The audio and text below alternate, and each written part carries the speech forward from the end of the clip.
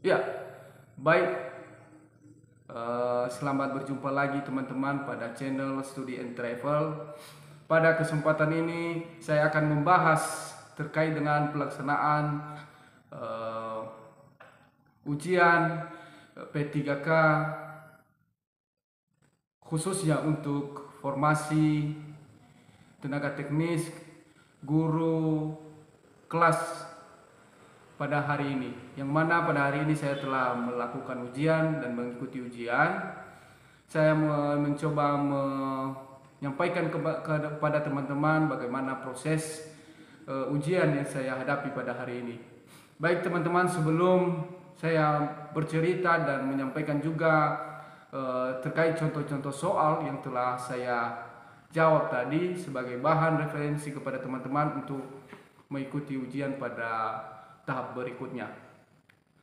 Jadi pada kesempatan ini teman-teman, saya menyampaikan bahwa tadi pagi jadwal ujian saya adalah pukul 6.30. Itu sudah harus hadir di lokasi ujian. Saya ada sesi pertama pada sebuah titik lokasi yang saya ikuti pada hari ini. Yang pertama teman-teman, kebetulan tadi pas kedatangan saya itu terlambat setengah jam teman-teman. Saya baru sampai di lokasi itu sekitar pukul 07.00 waktu Indonesia Barat. Dan teman-teman yang lain sudah pada masuk semua. Dan ketika saya datang, saya memasuki tempat ujian, saya disambut oleh tim dari depan yang mengarahkan saya ke tempat penitipan barang teman-teman. Jadi kita harus menitipkan barang-barang kita teman-teman, termasuk tali pinggang tadi. Kemudian tadi ada cincin teman-teman, ini cincin saya ini, mereka bilang ini harus ditinggalkan. Saya bilang juga ini emas, kalau memang panitia bisa bertanggung jawab saya titip. Tapi tadi panitia mengizinkan saya masuk karena itu adalah salah satu barang yang tidak bisa mereka jaga, kali saya bisa diizinkan bawa ke dalam ruang ujian teman-teman. Jadi yang bisa kita bawa ke dalam ruang ujian teman-teman hanya 3 jenis teman-teman. 1 kartu ujian, kedua KTP, dan ketiga pulpen atau pensil. Tadi teman-teman kami memakai pakaian atas warna putih dan di bawah warna hitam, pakai sepatu warna hitam juga. Dan yang baju bagi cowok atau cewek tidak dipermasalahkan tadi apakah kemeja panjang atau kemeja pendek. Seterusnya teman-teman, setelah kita ke penitipan barang, kita diarahkan ke ruang tunggu. Ada ruang tunggu, di situ ada monitor, kita bisa menonton, ada panduan-panduan ujian. Dan kita menunggu di situ teman-teman sekitar 15 menit atau lebih teman-teman. Kita setelah itu dipanggil secara bergantian menuju ruang pemeriksaan. Di sana di tempat itu kita diminta untuk di-scan wajah kita ke kamera dengan disesuaikan di KTP elektronik yang kita bawa. Jadi satu-satu di sana teman-teman di ruangan itu, setelah kita dari ruang tunggu tadi, kita diarahkan ke tempat untuk melakukan scan wajah.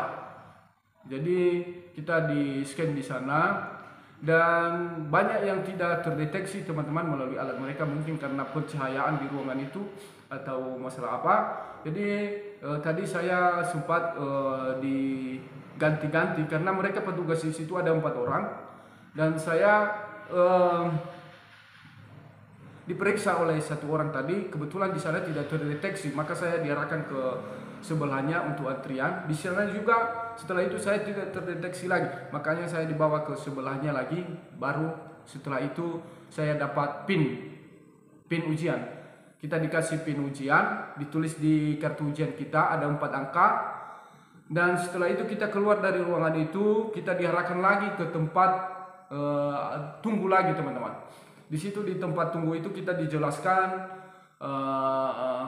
ada juga monitor di sana. Kita dijelaskan oleh panitia terkait dengan berapa soal dan bagaimana cara menyelesaikannya, menjawabnya. Jadi untuk tenaga guru tadi teman-teman, itu panitia menyampaikan bahwa ada soal 90 untuk teknis, 25 manajerial, dan 20 untuk sosial, kultural, dan 10 untuk wawancara.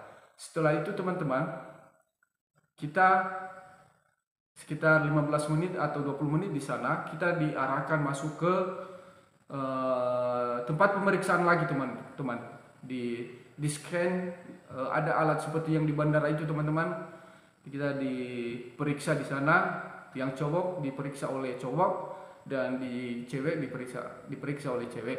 Jadi kita masuk, kita diperiksa satu-satu, dan kalau ada barang-barang yang terdeteksi mereka tahan teman-teman, seperti mungkin ada mancis atau apa uang logam itu kan terdeteksi, atau apalah barang yang kita bawa, mereka ditahan oleh panitia dan kembalikan setelah ujian. Kemudian masuk kita ke dalam ruangan teman-teman. Setelah masuk ke dalam ruangan teman-teman, kita memilih sendiri tempat kita di mana tempat ujian. Kita memilih mana yang lebih nyaman kita dan yang belum terisi teman-teman. Jadi sebelum kita memulai teman-teman, kita diarahkan oleh panitia untuk mengisi, kita berdoa dulu ya teman-teman. Kemudian kita diarahkan oleh panitia aturan-aturan saat ujian. Siapa yang mau bertanya silakan unjuk tangan. Jadi kita mengisi identitas kita teman-teman. Yang kita isi untuk membuka menu ujian, kita isi nick, nomor ujian, kemudian PIN yang kita ambil dari depan tadi, PIN ujian, kemudian nanti disebutkan oleh panitia PIN sesi itu. Kemudian kita klik login, kita bisa masuk mulai ujian, kita klik mulai ujian. Jadi setelah itu teman-teman, kita memulai ujian, yang mana tadi telah disampaikan bahwa jumlah soal ujiannya adalah 90 teknis dan manajerial 25 dan sosial kultural 20. Jadi jumlahnya 135 ya teman-teman ya. Iya, 125. Itu waktunya teman-teman 120 menit.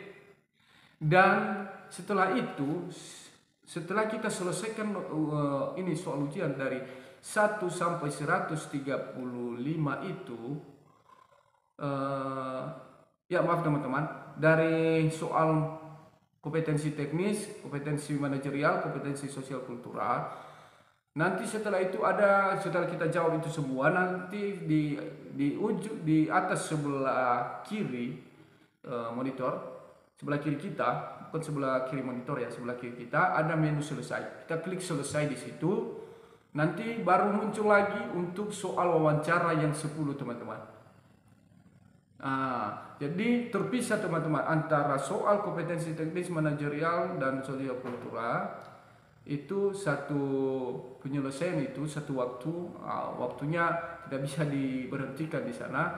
Sedangkan antara dengan wawancara itu terhitung setelah kita mulai, setelah selesai yang kompetensi, baru kita masuk ke wawancara. Waktu untuk wawancara juga ada 10 menit dan 10 soal. Jadi saya intinya teman-teman, saya beritahukan kepada teman-teman di sini, saya mau sharing yang mana tadi soal-soal yang saya dapatkan. Yang pertama teman-teman, ini untuk P4 ya teman-teman ya, guru kelas P4 untuk kebutuhan umum. Jadi soal-soal yang muncul tadi teman-teman ada beberapa, karena di guru kelas itu ada materi bahasa Indonesia, materi IPS, materi IPA juga, dan materi matematika juga, bahasa Indonesia juga ada teman-teman. Ya, oke. Ya, ada beberapa yang saya sharing kepada teman-teman yang sempat saya hafal, karena tadi tidak bisa saya tulis karena saya juga mengejar waktu teman-teman. Yang sempat saya ingat tadi teman-teman, ada soal mengatakan begini: jika revolusi bumi, revolusi dan rotasi bulan dan bulan bersamaan, maka yang akan terjadi adalah titik-titik. Jadi saya masih belum paham tadi apa kunci jawabannya teman-teman. Bisa teman-teman share di Google, cari di Google. Yang penting di pilihan itu tadi ada mengatakan gelap, kemudian ada terjadi gerhana, Dan ada beberapa lagi pilihannya tadi. Untuk teknis ini teman-teman, pilihan jawabannya ada A, B, C sampai E. Ada 5. Kemudian yang sempat saya lihat tadi, soalnya lagi terkait dengan bahasa Indonesia. Dia memberikan cerita dan kita mencari apa kesimpulan dari cerita di atas. Jadi soalnya mudah-mudah teman-teman. Kemudian di IPA tadi ada soal urutan, ada 2 ini teman-teman. Yang pertama tadi urutan pernapasan manusia yang dari urutan cara menghirup udara, pernapasan manusia dalam menghirup udara. Artinya dari luar teman-teman. Yang pertama ada pilihan yang masih saya ingat itu teman-teman. Ada pilihannya semua A, B, C dan E itu yang pertama itu adalah hidung. Kemudian masuk ke trakea. Dan artinya teman-teman bisa mencari di Google terkait jawaban ini. Yang penting soalnya yang saya hafal adalah urutan cara menghirup udara oleh manusia. Nah, kemudian ada tadi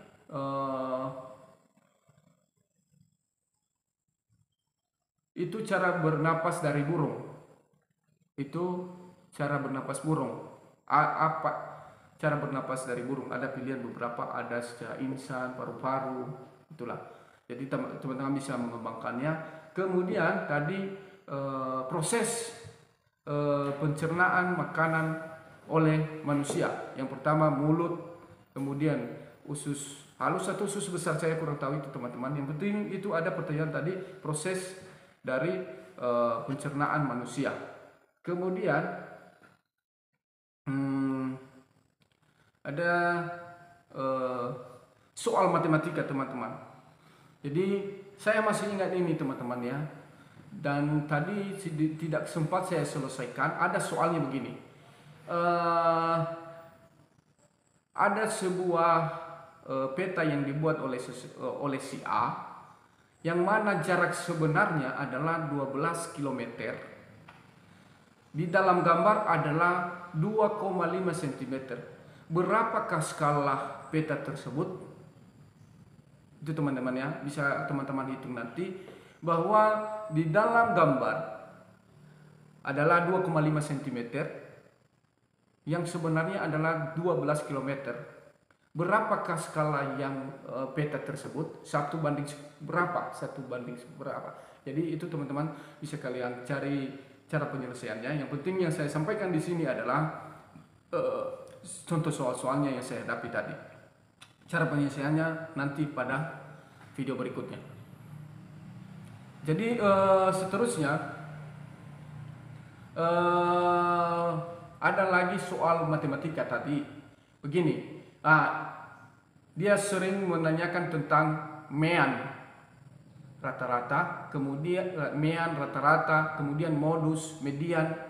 Kalau modus itu adalah nilai yang sering muncul, kemudian median itu adalah nilai tengah. Jadi contoh dia buat tabel. Tadi ada sama saya itu tabel kelas nilai 5 sebanyak 6 orang, nilai 7 sebanyak 8 orang, nilai 8 9 orang, atau nilai 9 ada 3 orang. Jadi dari tabel di atas berapakah mean?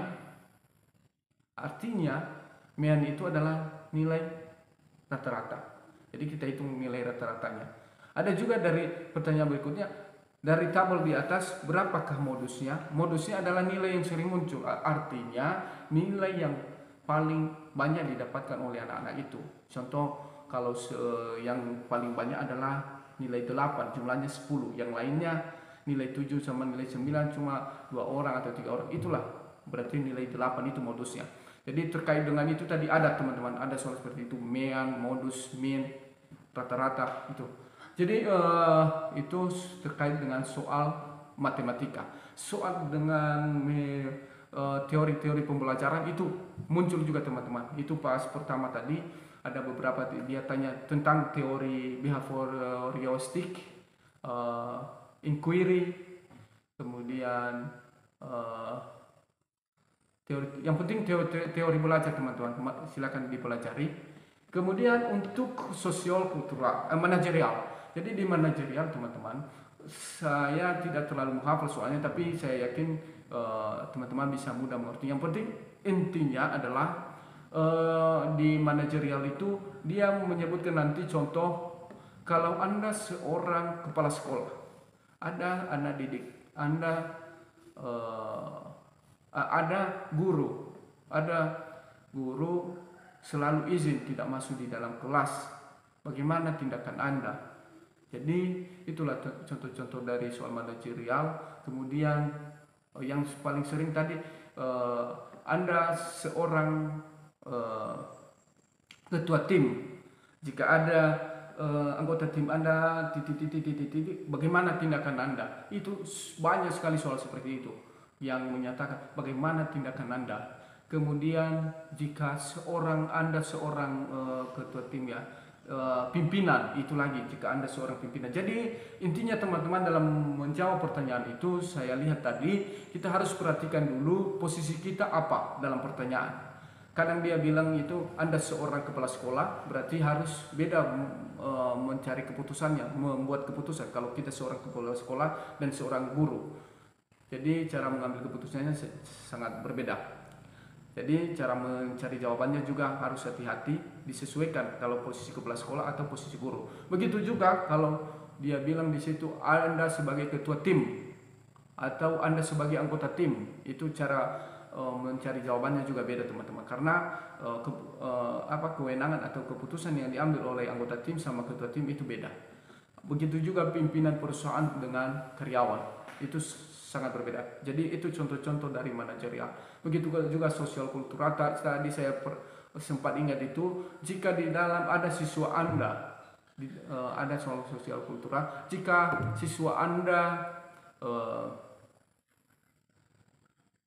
ada seseorang siswa Anda yang kekurangan ekonomi, jadi bagaimana tindakan Anda? Ada tadi pilihan pertama, saya akan membantu dia semampu saya. Kedua, saya akan membantu dia dan mencari dukungan dari yang lainnya.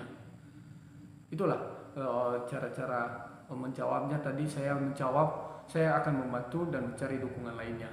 Karena kalau saya hanya membantu, hanya sampai di situ, hanya sebatas kemampuan saya, tidak lebih. Jadi itu untuk sosial dan kultural. Kemudian pada manajerial teman-teman, wawancara teman-teman. Jadi nilai saya tadi di wawancara teman-teman 38. Kalau benar semua itu 40. Karena pilihannya dari A sampai D. Jadi saya lihat tadi di wawancara itu yang penting kita harus yang pertama dulu jujur.